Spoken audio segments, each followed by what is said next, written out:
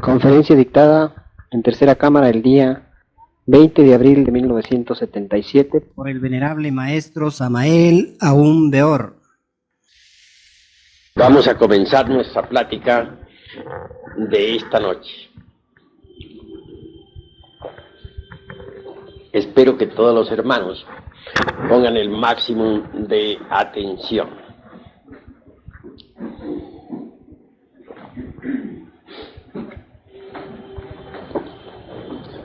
Siéntate aquí. Siéntate. Bien, hermanos.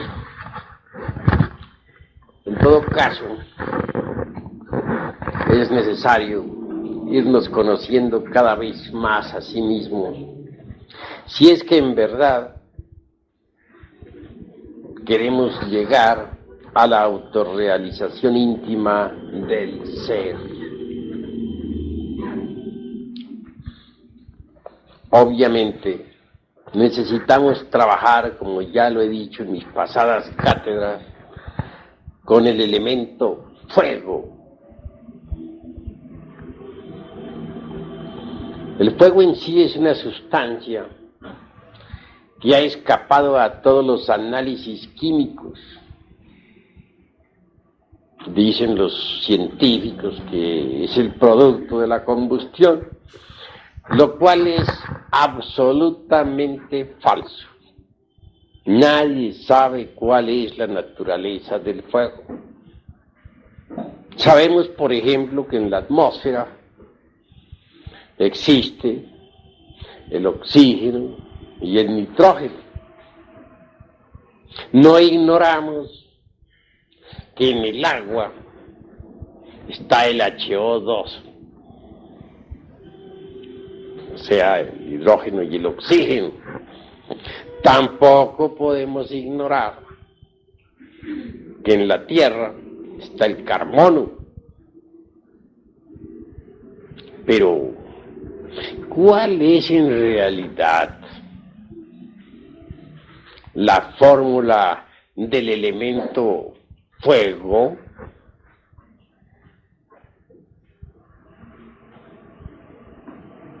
Cualquier hombre de ciencia nos hablaría del HO2, de los átomos de oxígeno y que uno de hidrógeno, que para formar agua. Pero hagamos el ensayo con el HO2. Y tratemos de unir los átomos de oxígeno e hidrógeno, tal como está en la fórmula, en un laboratorio, a ver si es cierto que resulta agua. Obviamente que no. ¿Por qué? Porque falta algo. ¿Qué? El elemento fuego. Entonces la fórmula del HO2 está incompleta. Eso es obvio. Así que el fuego escapa a todo. Una simple llama de estas que tenemos ahí, una veladora, sería suficiente como para que incendiáramos el mundo y ella permanecería impasible, ni aumentaría un átomo más ni un átomo menos. De cualquier veladora de estas sacamos otra veladora y otra y otra y otra y quemamos un depósito de gasolina, hacemos explotar un depósito de dinamita y sigue el fuego y quemamos el mundo. Y la veladora sigue igual, impávida, como si nada hubiera sucedido. ¿Qué clase de sustancia es esa? Que se burla de los químicos y que hace tantos prodigios. Sin embargo, permanece la misma, impasible. Realmente que la sustancia del fuego es divina. Ahora, a nosotros, como les decía a ustedes en pasada plática, solamente nos interesa la parte oculta del fuego, la llama de la llama, la asignatura astral del fuego, que es lo divinal. Es eso que vemos ahí en la cruz, ese INRI, Ignis natura renovatur integral. El fuego renueva incesantemente la naturaleza.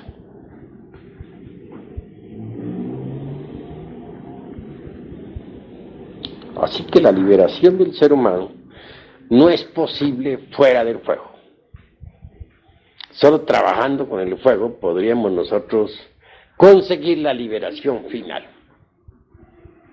Los mundos, por ejemplo, no son sino granulaciones del Fuad. Eso es obvio. La doctrina que nosotros enseñamos es la doctrina del fuego.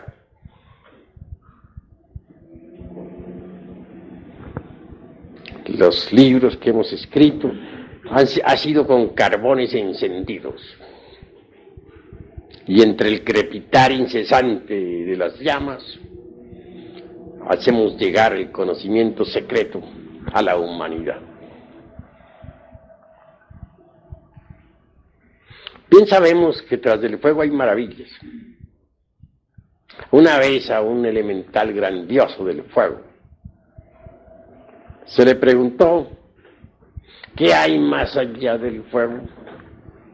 Respondió, eso es cosa que nosotros ignoramos. Dios es un fuego devorador, dice San Pablo. Y así es.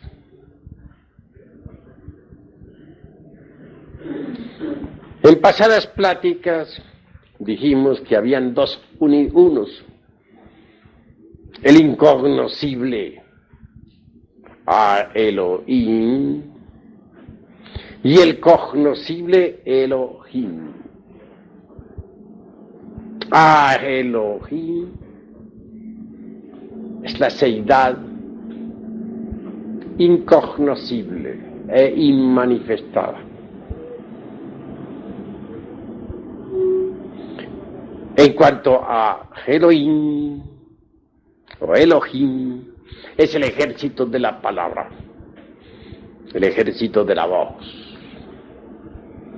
Es como la estrella solar, como el sol espiritual, sol sagrado absoluto, que sale de entre las entrañas del incognoscible. El ejército de la palabra emana pues del sol sagrado absoluto. Pero el sol sagrado del absoluto y el ejército de la palabra, que son uno, que ha salido de entre las entrañas vivas del incognoscible. El ejército de la palabra es fuego, es el fuad pluralizado. Mas no debemos olvidar que la variedad es unidad. El ejército de la voz está constituido por todas esas millonadas de Dian Chuangs, creadores del universo. Y todos ellos son llamas de fuego ardiente. Pero vean ustedes qué grandioso es ese despliegue de Brahma, ese despliegue de la divinidad, ese despliegue del gran fuego universal. ¿Cómo de lo incognoscible emana el demiurgo arquitecto del universo, que es fuego? Ahora bien, todo ese ejército de la palabra, todo ese ejército de los Dian Chuangs, obviamente están numeralizados, clasificados en grupos, de acuerdo con las ideas cósmicas universales. Ellos son números vivientes, creando y volviendo nuevamente a crear.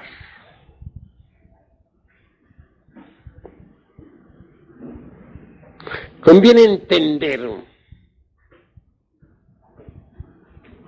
que de entre el seno del incognoscible ha brotado realmente Logos, el demiurgo, el sol estelar, espiritual, el ejército de la palabra. Y a su vez, de ese Logos múltiple, como una llama compuesta de muchas llamas, emana Atman el inefable.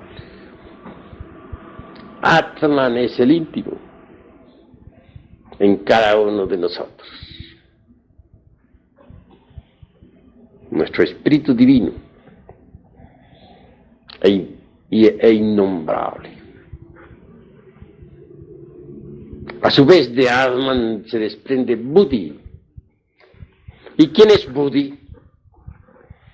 Buddhi es la conciencia superlativa del ser. Buddhi es Eros, es Foat, como mensajero de los dioses.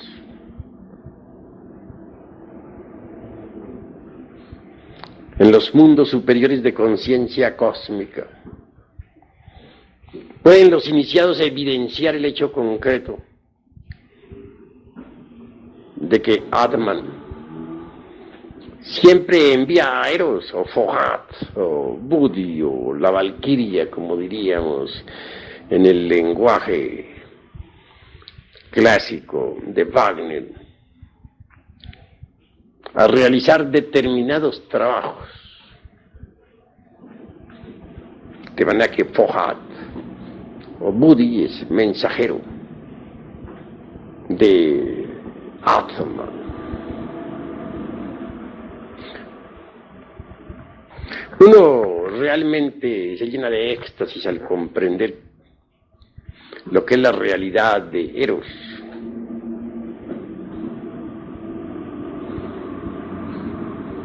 Uno se admira al ver a las valquirias de los Mahatmas trabajando en los mundos superiores de conciencia cósmica, llevando mensajes en todos los rincones del universo,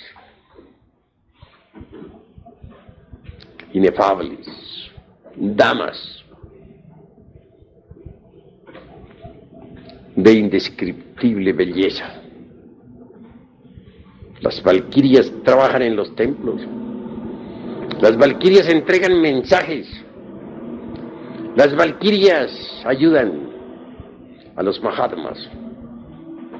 Ellas son el Fohat, mensajero, el Eros, extraordinario, que palpita en cada uno de nosotros.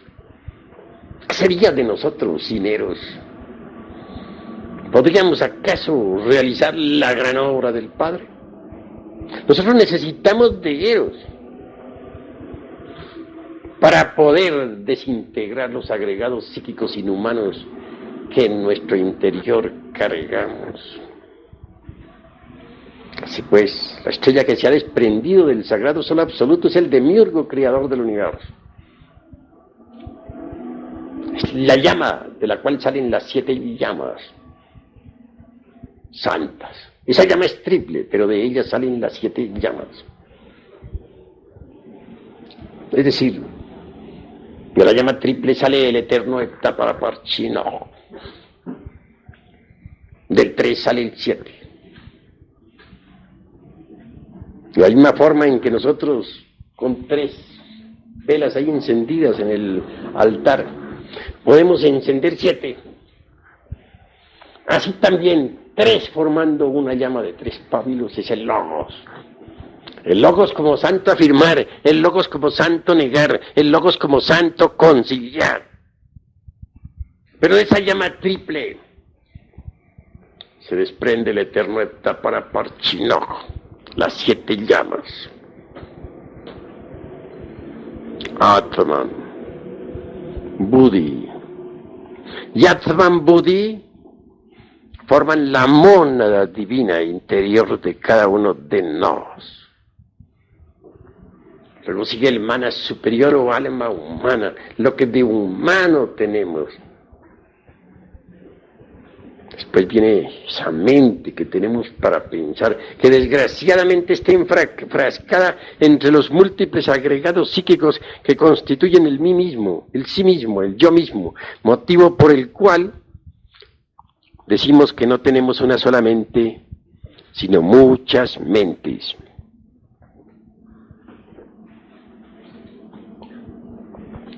Es obvio que si la sustancia mental está embotellada entre distintos frascos, si se encuentra dividida entre los mismos, si la sustancia de la mente está enfrascada entre muchos yoes, pues entonces ya no hay una sola mente, sino muchas mentes, desgraciadamente. Pero lo que se esconde tras de todas esas mentes, el radical es fuego, que sería en realidad de verdad el cuarto fuego, porque el quinto está detrás de todas esas emociones que cargamos, y en el iniciado auténtico detrás, en su cuerpo astral. La sexta llama está atrás del principio de la vida, es el prana, es el fuego, como prana o vida. Y el séptimo arde en la misma médula espinal de la secta gnóstica.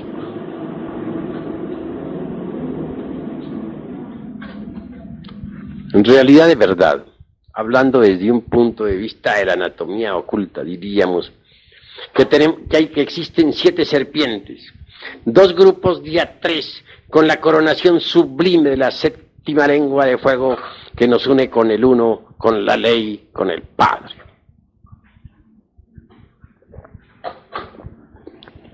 Si Atman recibe en realidad de verdad el principio ígneo del fuego, del incognoscible, por mediación del demiurgo creador del universo, no hay duda de que en Buddhi viene a crear todo contenido. Con justa razón se nos ha dicho que el Buddhi es como un vaso de alabastro fino y transparente a través del cual arde la llama de Prajna. En el Buddhi, en el Eros, en la Valquiria, la doncella, la bella Helena de Troya, está contenido Atman, el inefable. Pero al fin y al cabo, Atman Buddhi como mónada son radicales.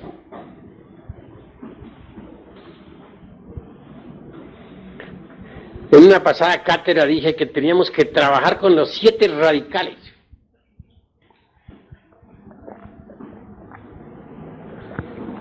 Y ya los hermanos creo que están informados de eso. Que son los 7 aspectos del fuego en nosotros.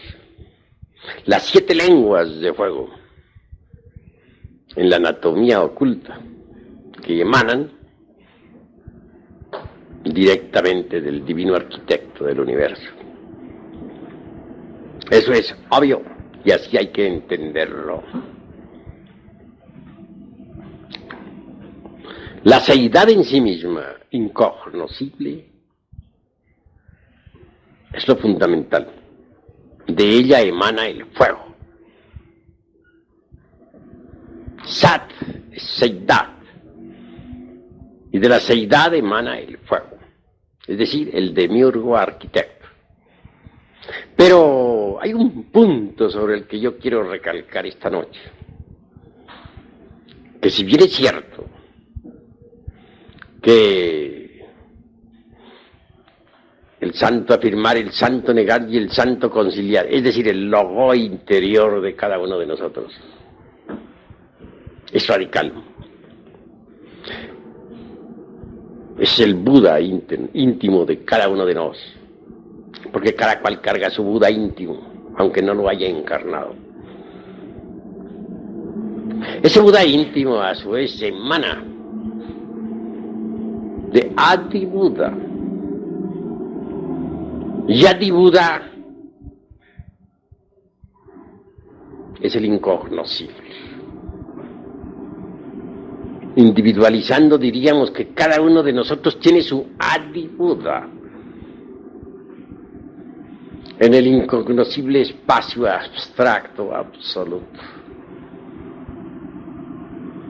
De él emana nuestro logoi, y estoy ya particularizando y concretando.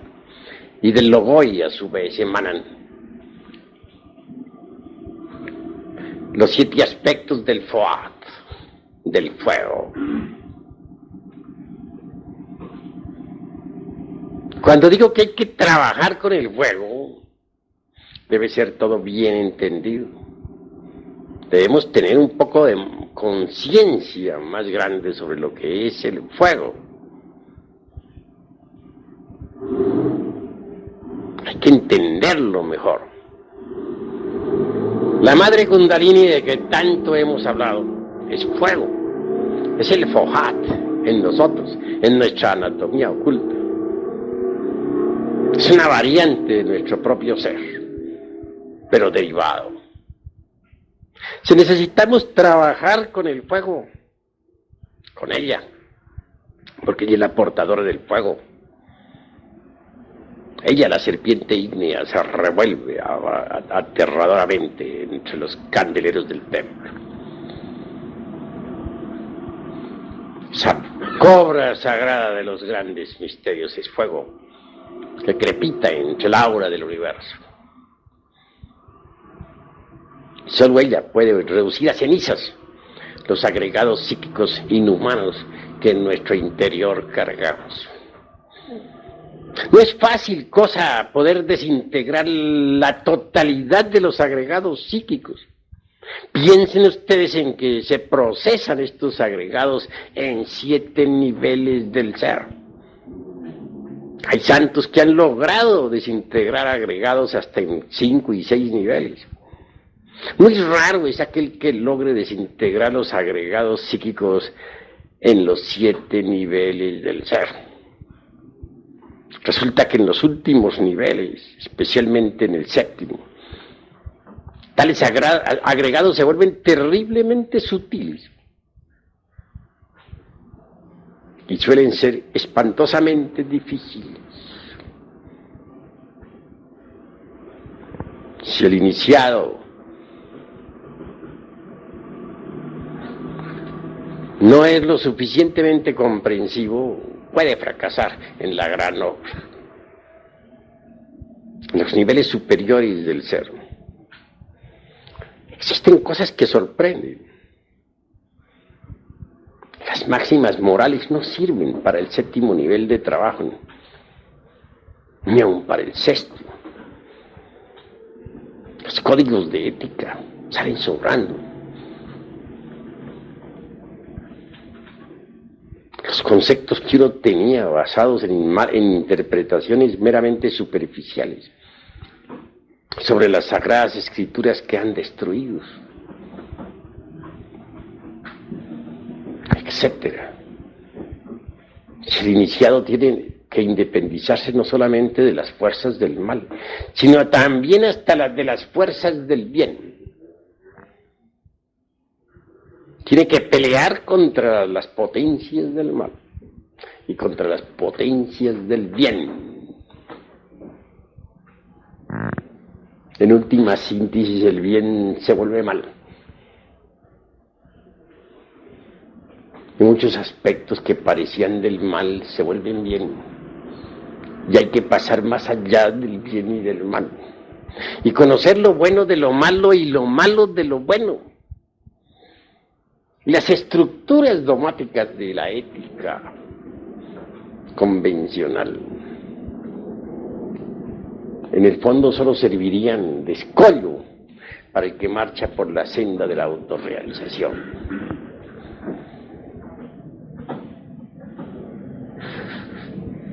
Esa es la cruda realidad de los hechos. Hay una tendencia de las gentes a interpretar todo a su modo, superficialmente. Y quien quiera trabajar ya en un séptimo nivel tiene que ser estrictamente comprensivo, pasar más allá de todo dogma y hacer un inventario de sí mismo para saber qué es lo que le sobra y qué es lo que le falta. Muchas veces una bella virtud puede servir de escollo al navegante. A veces hasta gemas muy preciosas de la espiritualidad sirven de obstáculo. Por eso es que es tan difícil poder desintegrar los agregados psíquicos en los 7 niveles del ser. Por eso.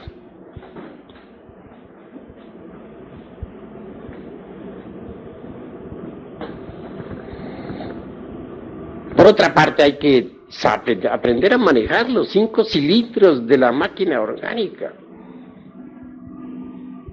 Que los agregados que tenemos están relacionados con los 5 cilindros de la máquina orgánica. ¿Cuáles son esos 5 cilindros? Centro intelectual, ¿dónde está? Ya sabemos que en el cerebro.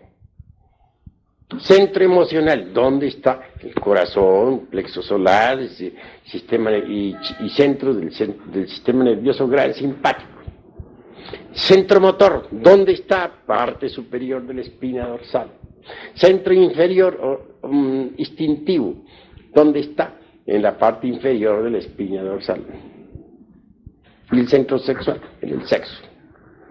Hay agregados psíquicos del centro intelectual, como los hay del emocional, como los hay del motor, como los hay del instintivo, como los hay del sexual. Eso es obvio. Y uno tiene que estudiar los agregados psíquicos en cada centro, a ver cómo se comportan. Es cuestión de autorreflexión y experiencia directa, observación psicológica, etcétera. En todo caso, no puede ser desintegrado un agregado sin ayuda de la Divina Madre Kundalini, la cobra de los grandes misterios. Y ella exige, para la desintegración de cualquier agregado psíquico, previa comprensión del defecto psicológico que queremos reducir a cenizas. Eso es obvio. Primero debemos descubrir el defecto y después trabajarlo. Necesitamos de la autorreflexión evidente del ser para llegar a la comprensión de fondo. Necesitamos de la meditación íntima, si es que queremos entender realmente tal o cual defecto. Pero una vez comprendido, hay que trabajarlo con la divina cobra sagrada de los grandes misterios. Solo así podríamos eliminarlo.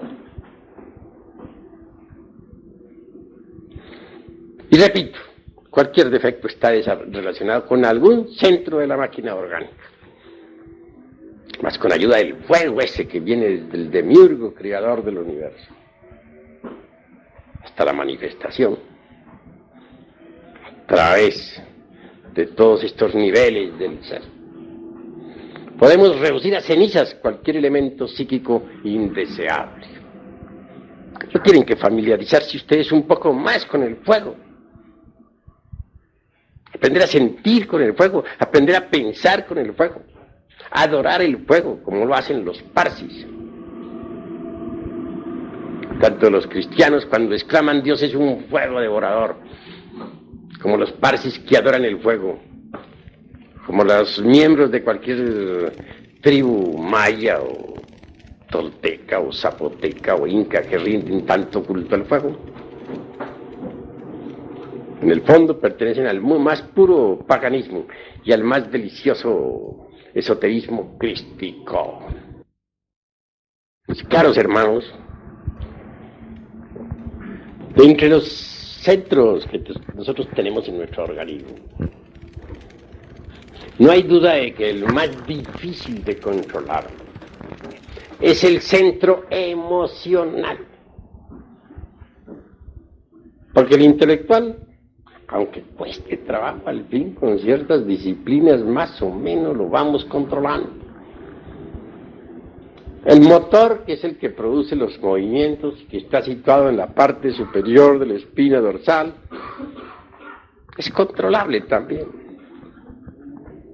Uno puede controlar los movimientos de su cuerpo, caminar si quiere caminar, levantar un brazo si quiere levantarlo o no levantarlo, si no quiere levantarlo. Arrugar el entrecejo o no arrugarlo. Es decir, todas las actividades del centro motor están bajo la voluntad. Pero el centro emocional es terrible.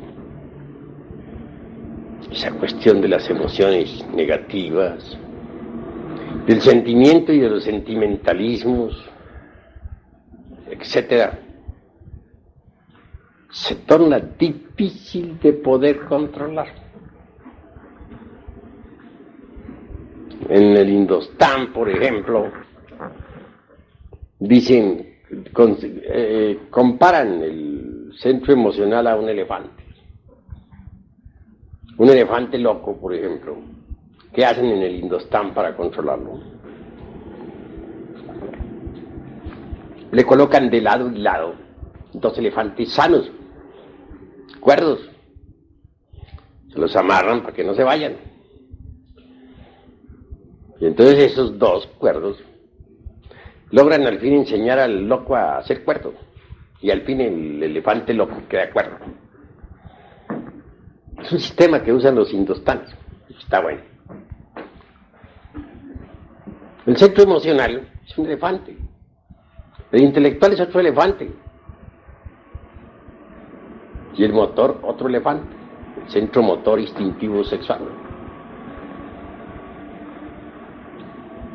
Estos dos elefantes, el intelectual y el motor, pueden controlar al elefante loco de las emociones.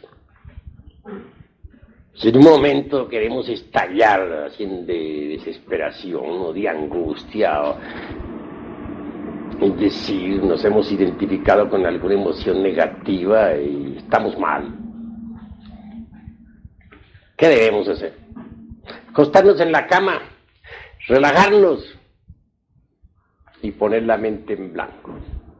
Al relajarnos estamos actuando con el centro motor. Puesto que nos relajamos todo el cuerpo, aflojamos los músculos, toda tensión en el organismo. Y al poner la mente en blanco, es decir, al llevar a la mente a la quietud y el silencio, ¿qué sucede? El centro emocional no le queda más remedio que calmarse un poco, serenarse, y al fin el centro intelectual y el centro motor vienen a dominar al emocional. Son los dos elefantes cuerdos que vienen a domar al elefante loco.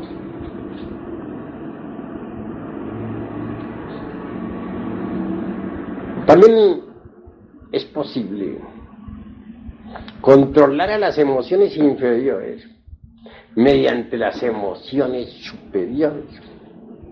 Hay mucho tipo de emociones inferiores, ustedes lo saben muy bien. Se muere un familiar, gritamos, lloramos, nos desesperamos. ¿Por qué? Porque no queremos cooperar con lo inevitable, y ese es lo peor de lo peor. Uno en la vida debe aprender a cooperar con lo inevitable. No nos conformamos porque se nos murió un ser querido. Y gritamos llenos de angustia y no aceptamos. Y vemos el cuerpo entre el féretro ahí, sin embargo no nos parece que esté muerto. No lo creemos. No es posible para nosotros que ese ser haya muerto.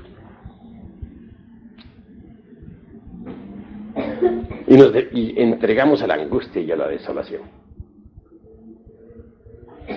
Es terrible. ¿Cómo podríamos dominar ese estado? De dos modos. O lo uno, podríamos apelar al par de elefantes, el centro motor y el centro intelectual. Relajar el cuerpo y poner la mente quieta y en silencio. Ese sería un sistema. Otro, podríamos nosotros apelar a una emoción distinta, una emoción superior. Tal vez nos haga mucho bien en esos momentos escuchar una sinfonía de Beethoven o la flauta encantada de Mozart. Sumergirnos llenos de emoción en profunda meditación, reflexionando sobre los misterios de la vida y de la muerte. Entonces, mediante una emoción superior, controlamos a las emociones inferiores y anulamos el dolor que nos da la muerte de un ser querido. Eso es obvio. El centro emocional es muy interesante, pero nosotros tenemos que adueñarnos de las emociones inferiores, controlarlas, someterlas. Y eso es posible, de acuerdo con nuestra didáctica. Las emociones inferiores causan mucho daño. Emociones inferiores como los toros, emociones inferiores como el cine, emociones inferiores como las orgías de las grandes pachangas, emociones inferiores como el de que se saca la lotería, o el que se emociona por una noticia del periódico sobre una guerra o sobre tantas cosas que hay en el mundo. Emociones inferiores como las que da el tequila, emociones inferiores como las que desarrollan las gentes en todas sus bestialidades. No sirven sino para fortificar los agregados psíquicos inhumanos que en nuestro interior cargamos y crear nuevos también, además. Es necesario eliminar las emociones inferiores mediante las emociones superiores. Eso es posible. Aprender a vivir una vida edificante y esencialmente dignificante.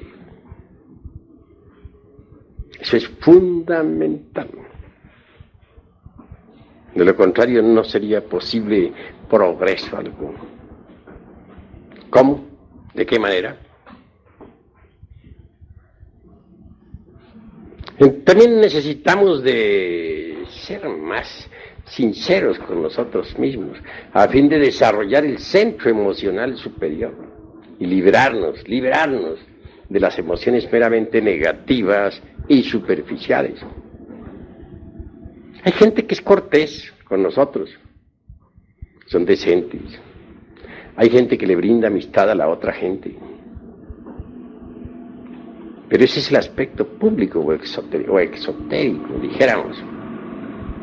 Pero eso no es todo. Sabiendo que tenemos una psicología interior, no basta solamente sabernos portar decentemente con otras gentes, no basta solamente la fragancia de la amistad desde el punto de vista externo. ¿Cuál es el comportamiento que nosotros tenemos internamente para con la otra gente? Normalmente, quienes brindan amistad a otra persona tienen dos facetas, la de afuera y la de adentro. La de afuera aparentemente es magnífica, pero la de adentro, ¿quién sabe? ¿Estamos seguros de que no criticamos al amigo a quien le hemos brindado tanta estimación? ¿Estamos seguros de que no sentimos alguna antipatía por algunas de sus facetas? Estamos seguros de que no lo estamos atrayendo a la cueva esa que tenemos de la mente para torturarlo, para hacer escarnio de él, mientras le estamos sonriendo dulcemente. ¿Cuántas gentes que estiman a alguien en su interior no dejan de criticar a aquel alguien a quien estiman, aunque no exterioricen sus críticas, y hacen escarnio de sus mejores amigos, aunque sonrían dulcemente en presencia de ellos? Realmente debemos ser más completos, más íntegros. Tratemos por un momento de poner en igualdad de marcha a dos relojes, al de afuera y al de adentro, al exterior y al psicológico, que marchen en perfecta armonía el uno y el otro, porque de nada sirve que nosotros estemos portándonos bien con nuestras amistades, que estemos brindándoles nuestro cariño, si por dentro nos estamos haciendo escarnio de ellos, si por dentro los estamos criticando, si por dentro les estamos torturando. Es mejor que los dos relojes, el exterior y el interior, marchen al unísono, segundo a segundo, de instante en instante. Debemos ser más completos, más íntegros. Dejar la crítica mordaz, psicológica, interior, a gentes que estimamos. ¿Cómo es posible esa contradicción que estimemos a una persona y por dentro le estemos criticando? Estemos hasta hablando bien de esa persona a quien estimamos, pero por dentro nos la estamos tragando viva.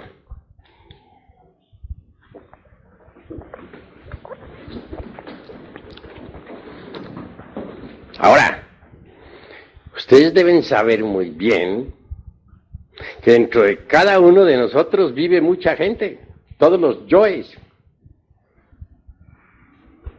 Cuando uno agarra un yo de esos y lo estudia con el sentido de la autoobservación psicológica, puede evidenciar que tiene los centros intelectual, el centro emocional, el centro motor instintivo sexual, es decir, que posee los tres cerebros. Cualquier yo tiene mente embotellada, tiene voluntad embotellada, es una persona completa. Y dentro de nosotros existen pues muchas personas, dentro de cada persona viven muchas personas, los agregados psíquicos.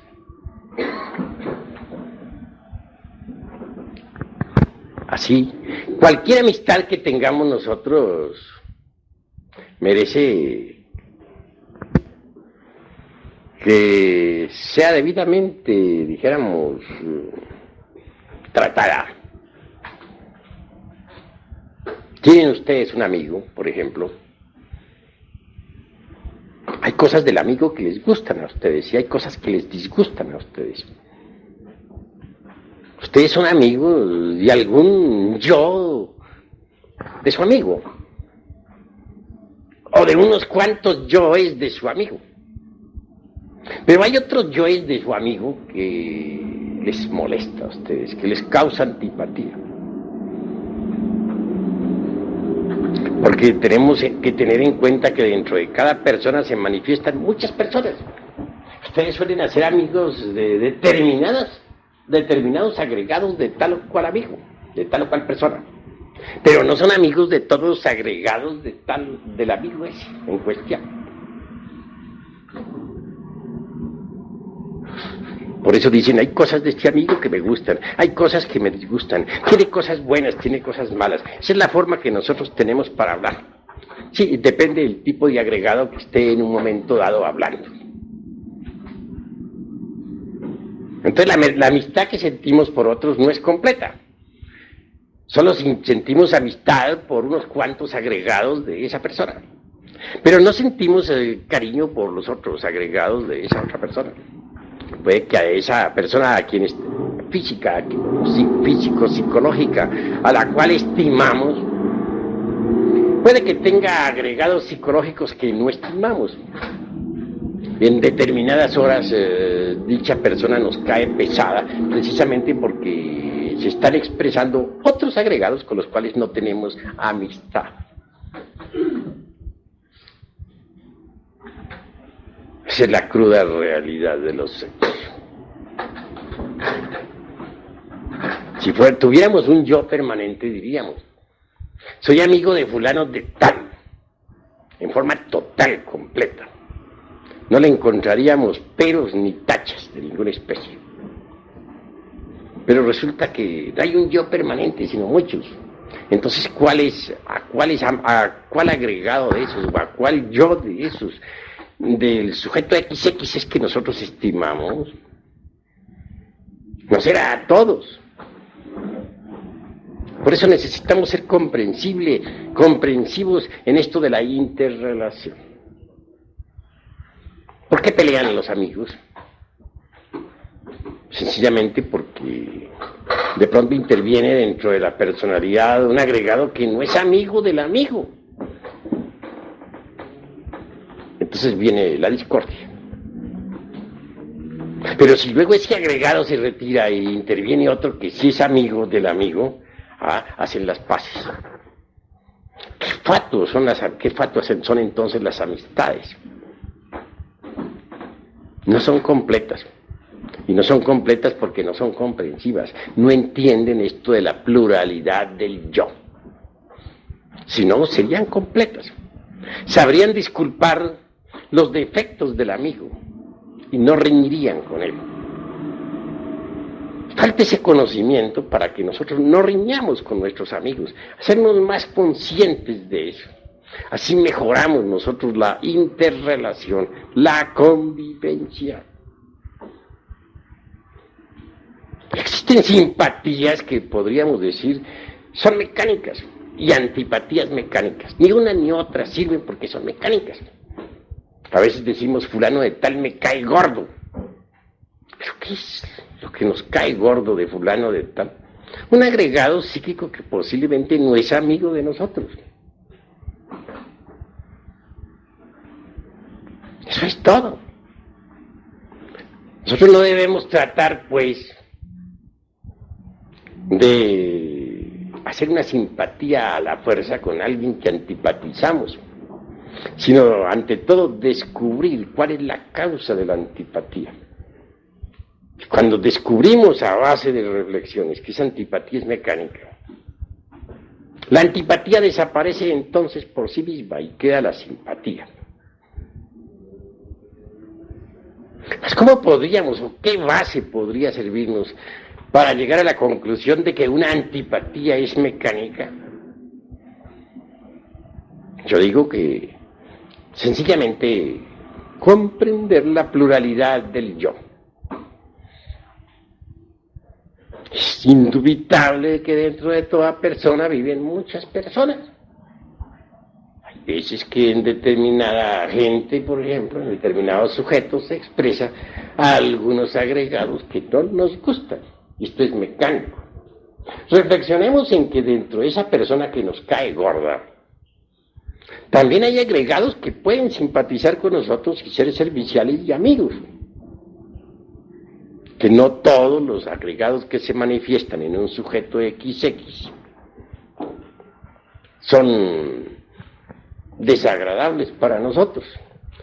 Pueden manifestarse en un XX fulano que no nos gusta, agregados que sí nos gustan. Si reflexionamos en eso, comprendemos este punto de vista de la pluralidad del yo.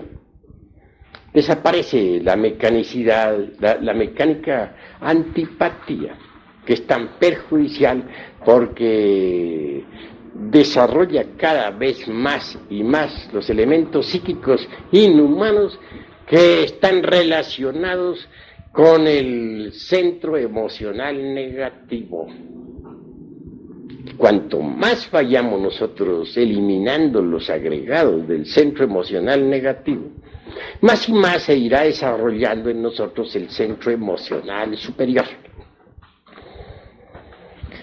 Pero digo que el centro emocional superior es grandioso. Es más poderoso que el intelecto. Con el centro emocional superior podemos nosotros comprender la naturaleza del fuego. Los libros sagrados están escritos con carbones encendidos, es decir, con fuego. El lenguaje de la Biblia, por ejemplo, es parabólico. Es el lenguaje del centro emocional superior. Las experiencias místicas e incorpóreas obviamente son parabólicas y solamente se pueden entender con el centro emocional superior. Los misterios de la vida y de la muerte son perfectamente cognoscibles mediante el centro emocional superior. Eso es obvio. Les he dicho a ustedes que la mónada de nosotros es lo más importante. Que cuanto más vayamos eliminando los elementos psíquicos inferiores, más y más iremos recibiendo las radiaciones de la mónada. Esta mónada es Atman Buddhi. Atman es el inefable. Él recibe la fuerza que viene del demiurgo creador. El demiurgo a su vez la recibe de Adi Buddha, la seidad incognoscible.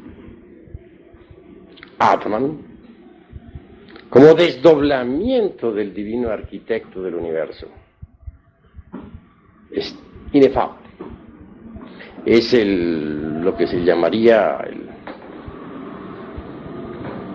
el Paramatman o el Chivatadva.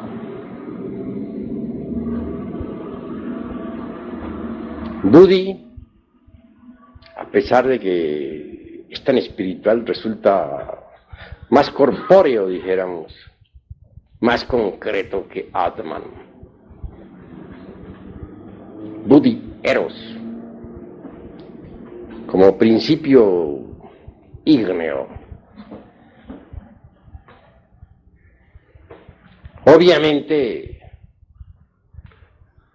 se va haciendo cada vez más evidente para nosotros. Sus radiaciones nos van llegando cada vez más y más hondo, a medida que vayamos disolviendo las emociones negativas del centro emocional y conforme el centro emocional superior se vaya desarrollando. Atman Buddhi es la mónada, la realidad dentro de nosotros, lo que cuenta, el ser real en nosotros. Nosotros tenemos que luchar eliminando emociones negativas para ir acercándonos cada vez más y más a la mónada. Y la mónada precisamente nos ayuda porque de Buddhi emana Eros, esa fuerza sexual extraordinaria, con la que nosotros podemos desintegrar los agregados psíquicos en la forja de los cíclopes. ¿Qué sería de nosotros sin Eros? A Eros se opone Anteros, las potencias del mal, que no están fuera de nosotros, sino dentro de nosotros, aquí y ahora. Son todos esos agregados del centro emocional inferior, el Anteros. Si eliminamos las emociones negativas y desarrollamos el centro emocional superior, iremos penetrando cada vez más en la esencia del fuego. Nos iremos acercando más y más a nuestra mónada interior que siempre nos ha sonreído. No olviden ustedes que el centro emocional, en su principio, es puro, radiante. Las emociones inferiores, ubicadas en las partes o en los puntos del centro inferiores del centro emocional, constituyen el emocional inferior. Pero si eliminamos las emociones inferiores, entonces queda todo perfecto, como una flor de loto deliciosa, el centro emocional superior. todo caso, Atman es el rayo que nos une al Logos y al Adi Buda. Y la fuerza de Adi Buda y del Logos interior llega a Atman y en Budi queda contenida. Pero el acercamiento a Budi es imposible mientras nosotros tengamos emociones negativas. En otros términos, el acercamiento a la mónada se hace difícil si continuamos con las emociones inferiores. No debemos aceptar emociones inferiores dentro de nosotros. Debemos cultivar las emociones superiores, la música. Debemos escuchar a Beethoven, debemos escuchar a Mozart, a Liszt, a Tchaikovsky. Debemos aprender a pintar, pero que los cuadros que pintemos no sean infrahumanos. Debemos verter en ellos nuestros sentimientos más nobles. Todo lo que nosotros hagamos debe ser dignificante y esencialmente edificante. Uno se llena de éxtasis al contemplar las columnas corintias de los tiempos antiguos, los mármoles de Roma y de Atenas, las esculturas magníficas de una Isis morena en la tierra de los faraones, o de un Apolo, o de la Venus del Milo, o de la casta Diana. Uno se llena de éxtasis, vibra con emoción superior al escuchar, por ejemplo, la lira de los tiempos antiguos, o al entregarse a la meditación profunda entre el seno de la naturaleza, o al pasearse por las ruinas de la antigua Roma, o al caminar por las orillas del Ganges, o al caer de rodillas ante el gurú entre las nieves perpetuas de los Himalayas. Entonces vibra la emoción superior. En los tiempos antiguos, allá en la Lemuria, en las épocas en que los ríos de agua pura de vida manaban leche y miel, cuando todavía la lira de Orfeo no había caído sobre el pavimento del templo hecha pedazos, el centro emocional superior vibraba intensamente en cada ser humano. Esa era la época de los titanes, la época en que los seres humanos que poblaban la faz de la tierra podían ver el aura de los mundos y percibir más de la mitad de un joltapannas en las tonalidades del color. Bien sabemos que un joltapannas tiene más de 5 millones de tonalidades. Pero cuando el centro emocional inferior se desarrolló con las pasiones violentas, con la lujuria, con el odio, con las guerras crueles entre hermanos, entonces ese sentido se atrofió. Quedó metida la humanidad dentro de este mundo tridimensional de Euclides. Ha llegado la hora de entender que solo mediante el centro emocional superior es posible penetrar más profundamente dentro de nosotros mismos. Si nosotros procedemos rectamente, si aprendemos a vivir, si aprendemos a relacionarnos con nuestros semejantes en una forma bella, entonces nos acercaremos más y más a la mónada sagrada. Y distintos chispazos de conciencia cósmica nos irán sorprendiendo, se irán haciendo cada vez más continuos, hasta que al fin un día tengamos todos, en realidad de verdad, la conciencia despierta, la conciencia superlativa del ser. Buddhi. Ese día seremos dichosos. En ese delicioso mañana, las vibraciones de Buddhi nos saturarán totalmente. Y sabremos vivir de verdad en estado conscientivo perfecto. Hasta aquí esta cátedra. Ahora doy plena libertad para que los aquí presentes interroguen, hagan preguntas sobre el tema, pero sin salirse del tema.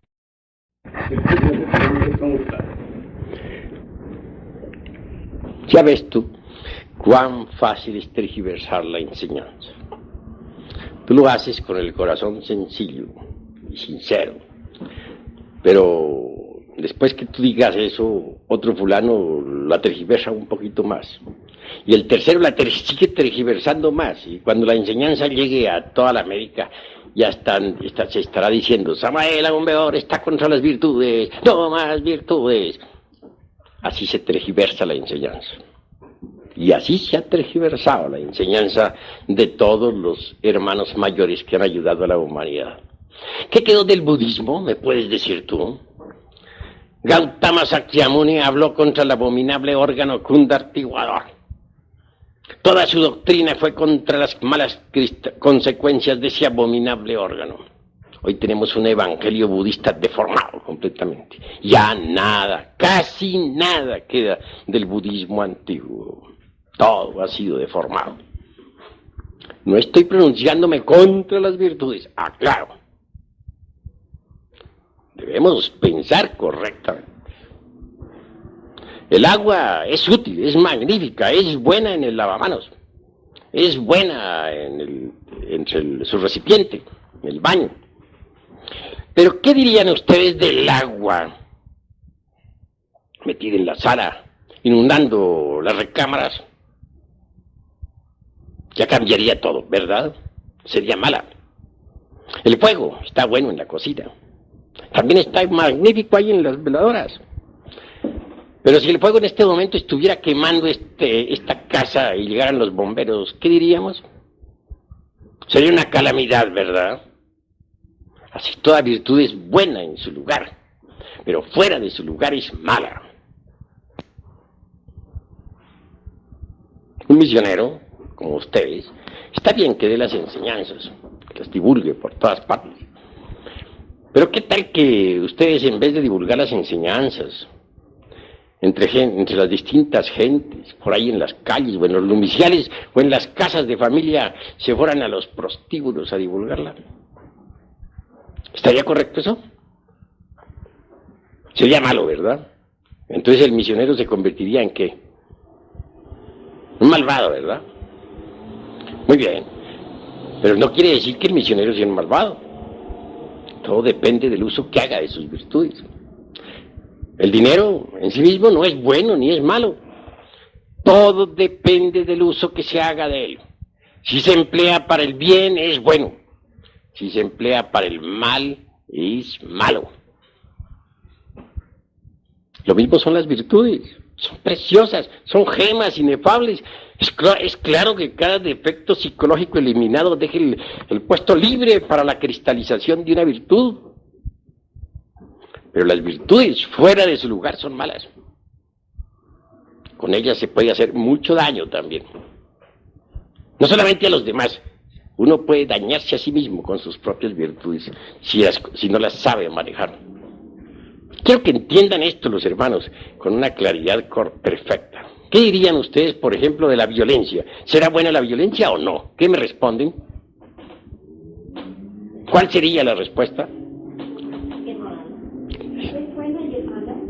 Está más lógico aquello, esa respuesta que da. La violencia que se aplica con sentido de defensa es bueno para uno, y si se aplica en una forma excesiva, entonces ya nos perjudica a nosotros mismos. En sustancia está correcto lo que tú estás diciendo, más hay que detallarlo. Obviamente, la violencia A la violencia conduce y no es aconsejable. Pero tengamos esto. Un hombre tiene su esposa y tiene sus hijos. Vive en su casa. Tiene hijas también, ya grandes, señoritas. De pronto un grupo de bandidos resuelve asaltar la casa para violar a su esposa y violar a sus hijas y todo. Incendiar la casa y robar. Pero allí hay un hombre, el marido. Él siente cuando los bandidos penetran en la casa, es consciente de eso. Pero en vez de empuñar un arma para la defensa de su hogar, bendice a los bandidos, porque está en el camino, está en la senda. Que Dios os bendiga, hermanos de mi alma. No cometáis ese crimen tan horrible de violar a mi mujer mientras se la están violando, de violar a mis hijas mientras se la están violando, de robar mis dineros mientras están atrapando los últimos, de incendiar mi casa mientras ya le están metiendo fuego. No hagáis eso, hermanitos, porque tendréis mucho karma por pagar. Sin embargo, yo estoy dispuesto a bendecirlos a todos ustedes. Bueno, supongamos que salga vivo de esa contienda porque los bandidos se compadezcan de él. Bueno, ¿cómo quedaría ese hombre ante las autoridades y ante la divinidad? Las autoridades creo que lo juzgarían por cómplice del delito. Hay un delito, eso está ya visto en el Código Penal. Ese hombre merece la cárcel, ¿verdad? Por cobarde y porque se ha convertido en cómplice del delito. Es obvio que merece la cárcel. Se ha convertido en cómplice. Es un cobarde. Entonces, ¿cuál es el deber de ese hombre ahí? Está en la senda, es iniciado, quiere ser Mahatma y no sé qué más. ¿Cuál es su deber? Pues morir en el campo de batalla. Defender su familia como de lugar. Morir peleando, pero morir, si le tocó morir, morir, cumpliendo con su deber de hombre. Ese es su deber. ¿O qué diríamos, por ejemplo, de un militar? Y aquí tenemos a nuestro hermano, Teniente Coronel Moisés Rodríguez Tapias. ¿Qué diríamos, por ejemplo, qué diría nuestro hermano que es militar? Que de pronto la patria está amenazada, vienen los gringos a invadirnos, a saquear, violar, incendiar, robar, y el ejército dice, no, ya no peleamos más, Dios bendiga a todos estos invasores, si queman, allá será su karma, que Dios los bendiga, nosotros no peleamos, se cruzan de brazos a dar bendiciones y a orar por los bandiditos que están atacando. ¿Qué se diría de un ejército así? ¿Cómo? Alta traición. Eso es obvio. Alta traición. Condenable no solamente por los jueces de la tierra, sino por la divinidad. ¿Cuál es entonces el deber del ejército en ese momento? Defender. Hay que usar las armas. De manera que las armas en sí mismas no son ni buenas ni malas, todo depende del uso que se haga de ellas. Si se emplean para el bien son buenas, pero si se emplean para el mal son malas. Todo depende. Así pues, esto de las virtudes es algo que hay que reflexionar muchísimo, porque con las virtudes también no solamente se puede dañar a otros, sino dañarse a sí mismo. A ver, va a preguntar algo el hermano. Yo no he entendido en el Ramayana por qué Krishna incita a Arjuna a que pelee contra de sus parientes. No he sabido interpretar eso. Que dice que no importa que los mate, ¿verdad? Que al cabo el alma narcisista se fue. Eso no lo he entendido. Bueno, que viva Krishna y con sus ánimos que le da Arjuna y que vive esa pelea contra los parientes, maravilloso. Yo mismo estoy de acuerdo, vamos a pelear contra todos los parientes, desenvainemos la espada y vamos contra todos. ¿Sabes tú cuáles son esos parientes? Pues son todos los agregados psíquicos que en nuestro interior cargamos. Contra ellos hay que pelear y muy duro aunque nos duela. Son nuestros parientes, pero hay que darle chicharrón. Y ni modo. A ver, hable pues. Maestro, disculpe, ¿qué interpretación se le puede dar? ¿Cómo? ¿Qué interpretación podemos dar a la pregunta evangélica de que se dan en una mejilla con la otra? Eso sí, yo les aseguro que si alguien viene y me suena, pero yo le pongo la otra para que me suene más duro. No hay problema. Pero si tengo un grupo de niños aquí juntos, o si estoy de guardián aquí del templo, estoy ocupando, por ejemplo, el puesto del hermano y en ese momento llegan un grupo de bandidos a darle chicharrón a ustedes, yo ahí me la juego. Para eso está la espada y si me salen adelante, bueno, yo muero en el campo de batalla. ¿Cuál es el deber de un guardián del templo? Dime a ver. Respuesta. Aún con la vida de las personas que están guardiadas. Correcto. Tú en este momento eres guardián del templo. Si en este momento alguien viene a atacarnos, vienen las multitudes, viene el vandalaje a atacar a estos hermanos, tú tienes que perder tu vida ahí si hay necesidad. Porque ese es el guardián del templo. De manera que entonces, una cosa es una cosa y otra cosa es otra cosa. Una cosa es que nosotros bendigamos a nuestros enemigos, que devolvamos bien por mal, que pongamos la mejilla derecha para que nos suenen más duro. Y otra cosa es cumplir con nuestro deber cuando llega la hora de cumplir, de defender, saber defender a los que están a nuestro cargo. ¿Entendido? ¿Hay otra pregunta? Sí, hermano. Hablando de las virtudes, se puede considerar que en muchos casos una virtud puede crear dependencia psicológica. Pues la virtud, cuando no se sabe usar, puede crear dependencias psicológicas, puede convertirlo a uno en tirano, puede hacerle a uno dar un paso en falso, etc. Por ejemplo, ¿cuántos jueces que tuvieron la virtud del cumplimiento de su deber en épocas de la Revolución Francesa enviaron a los inocentes al cadalso? Hubo verdugos que su deber era decapitar a muchos en la guillotina y cumplieron con ese deber que ellos tenían, con la virtud del deber, y los decapitaron. Hicieron caer en la cuchilla sobre sus pescuezos. ¿Está eso correcto? De manera que entonces, ¿qué? Hay que aprender a manejar las virtudes. No es que sean subestimables, son gemas preciosas, afloran en nosotros conforme los agregados psíquicos van siendo eliminados. Pero cada cosa en su lugar. Ya dijimos que el fuego está bueno en la cocina, pero no en la sala. Y que el agua está bien en el lavamanos, pero no está bien que invada las recámaras. Una cosa es buena, una virtud es buena en su lugar, mala fuera del lugar. Eso es todo. Hay que ser más equilibrados, más reflexivos, más maduros. Eso es obvio. Por ejemplo, la antipatía mecánica. Es absurda, pero de nada sirve que luchemos contra la antipatía mecánica, de nada sirve, por ejemplo, que digamos, esta persona me cae gorda, pero como estoy en la gnosis, voy a ver cómo me amo amigo de esa persona, y forzarse, y sonreírle artificiosamente, y resulta que esa sonrisa resulta más que sonrisa, una mueca trágica. No, lo que hay es que hacerle la disección a esa antipatía mecánica, a ver por qué nos cae gorda esa persona. Esto requiere mucha autorreflexión, mucha autoobservación psicológica, mucha meditación, y al fin venimos a descubrir la causa.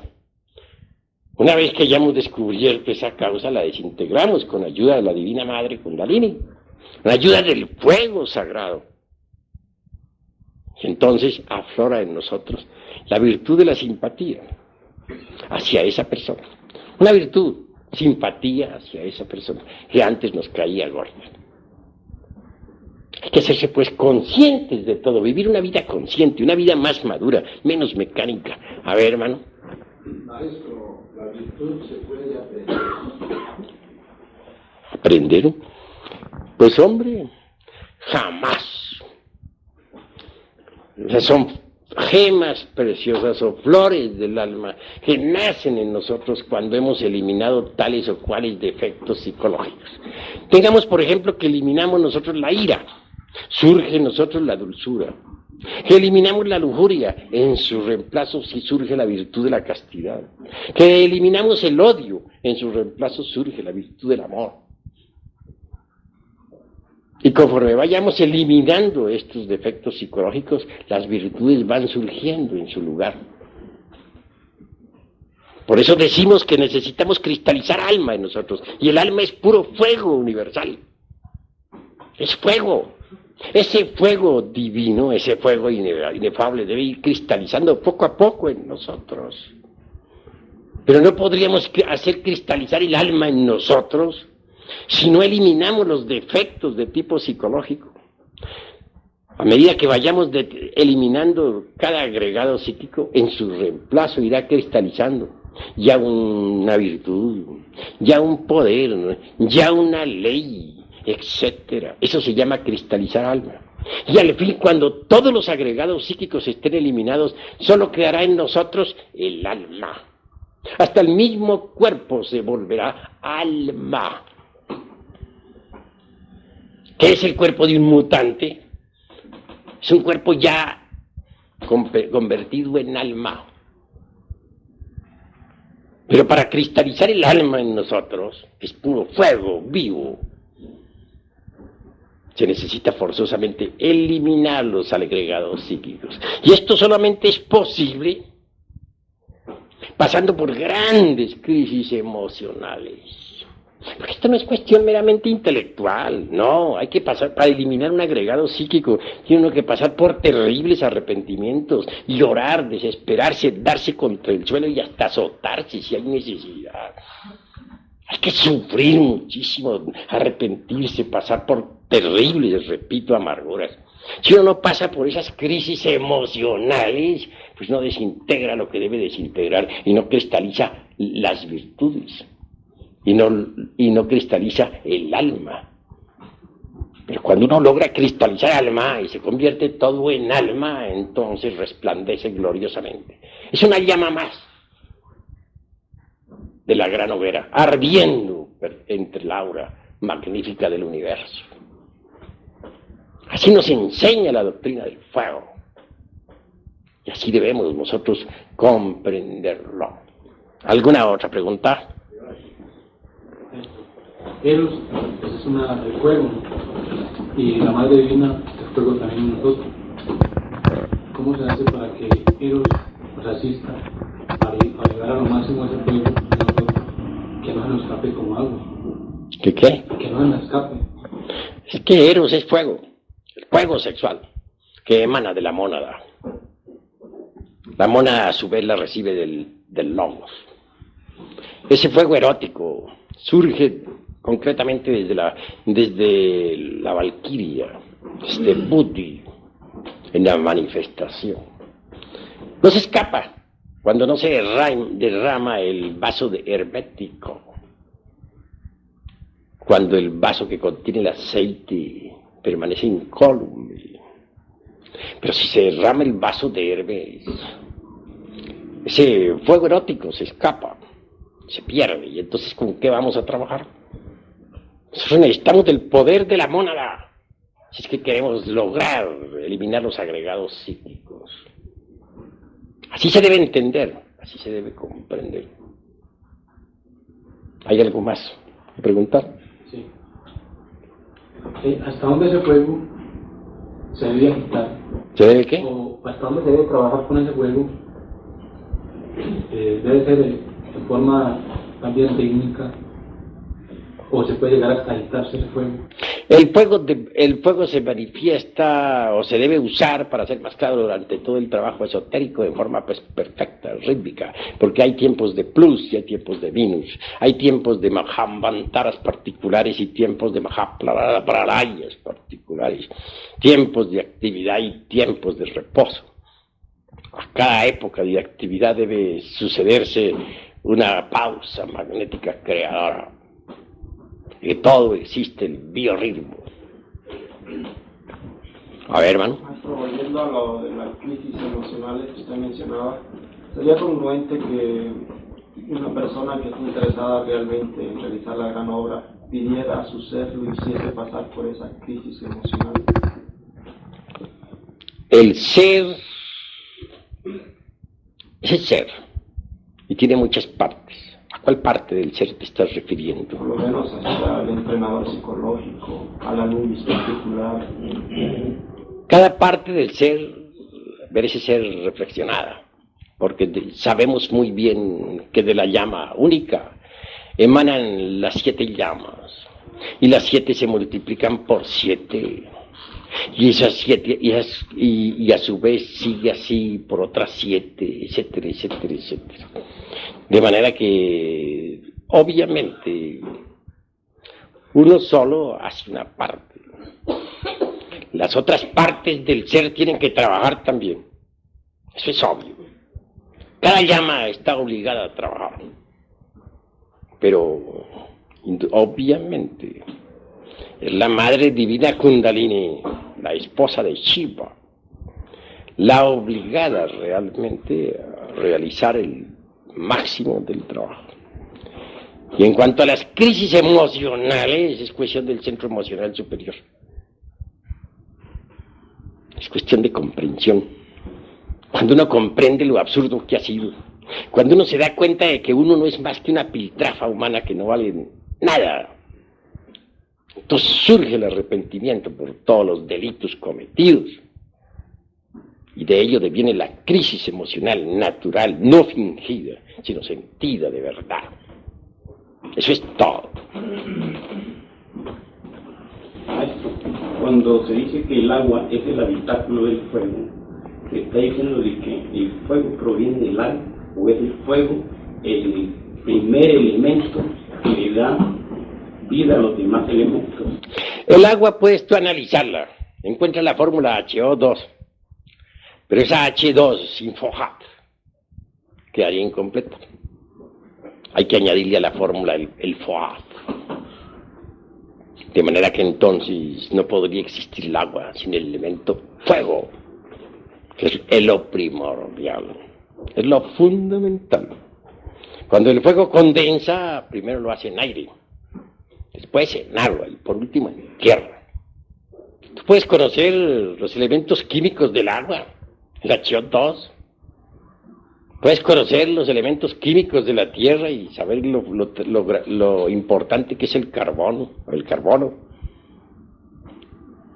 Puedes conocer los elementos químicos del aire y saber lo que es el nitrógeno y el oxígeno. Pero ¿cuáles son los elementos químicos del fuego? ¿Quién ha analizado esa sustancia? ¿Cuál es su fórmula?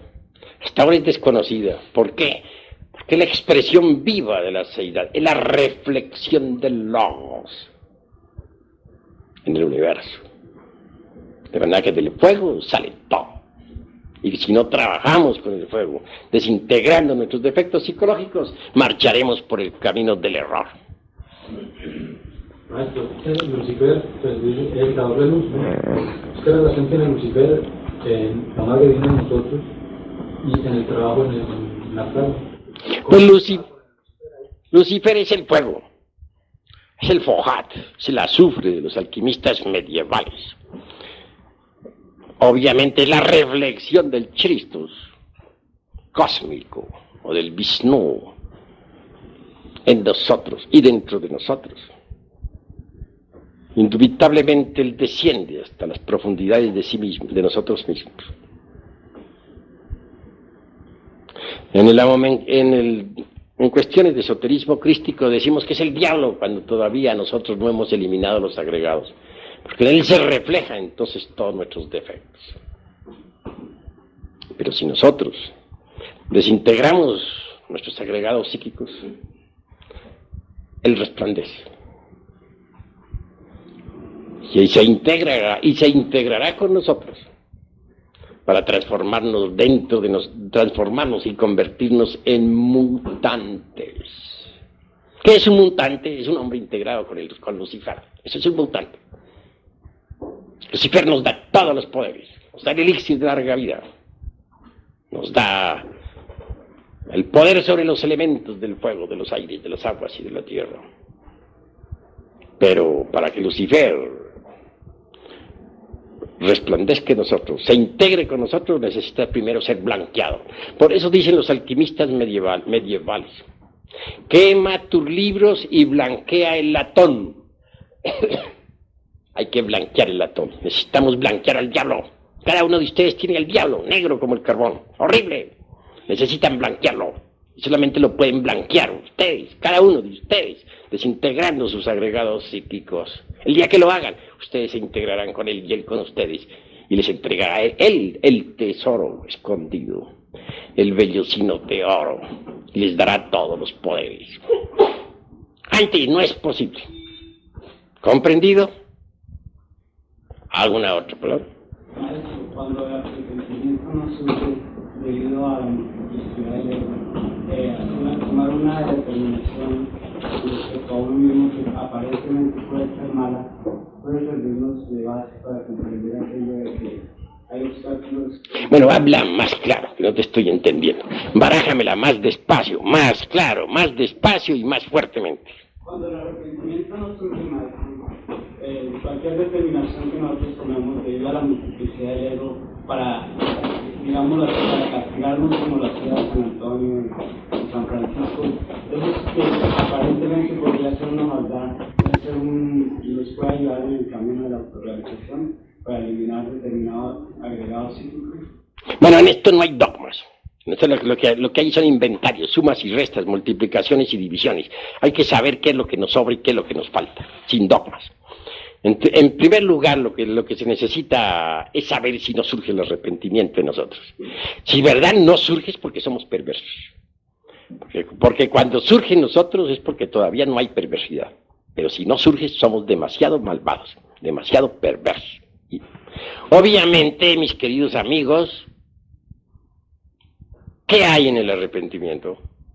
Algunos lo traducen en una forma y otros en otra forma. Hay quienes dicen que es cambiar la forma de pensar y citan términos griegos y etcétera, etcétera, etcétera, y otras tantas hierbas. Perdónenseme la franqueza, pero no estoy de acuerdo con esas concepciones.